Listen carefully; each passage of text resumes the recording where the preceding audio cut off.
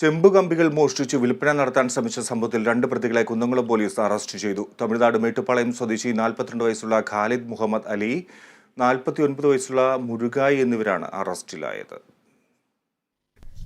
Kunnamkulam station house officer UK ഷാജഹാന്റെ നേതൃത്വത്തിലുള്ള police സംഘമാണ് പ്രതികളെ അറസ്റ്റ് ചെയ്തത്. കുന്നംകുളം യേശുദാസ് റോഡിൽ പ്രവർത്തിക്കുന്ന ഇലക്ട്രോ പ്ലേറ്റിംഗ് സ്ഥാപനത്തിന്റെ കോമ്പൗണ്ടിൽ സൂക്ഷിച്ചിരുന്ന ചെമ്പ് കമ്പികളാണ് പ്രതികൾ മോഷ്ടിച്ച് വിൽപ്പന നടത്താൻ ശ്രമിച്ചത്.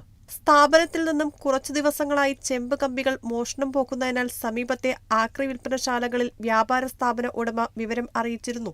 തുടർന്ന് ശനിയാഴ്ച വൈകിട്ടോടെ ചെമ്പ് കമ്പികൾ വിൽപ്പന നടത്താൻ എത്തിയ ഇതര സംസ്ഥാനക്കാരുടെ പെരുമാറ്റത്തിൽ സംശയം തോന്നി സ്ഥാപന ഉടമയെ വിവരമറിയിക്കുകയായിരുന്നു. ഉടൻ ഉടമ ആക്രിക്കടയിലെത്തി നടത്തിയ പരിശോധനയിൽ ഇവരുടെ സ്ഥാപനത്തിൽ നിന്നും മോഷണം പോയ ചെമ്പ് കമ്പികളാണെന്ന് കണ്ടെത്തി.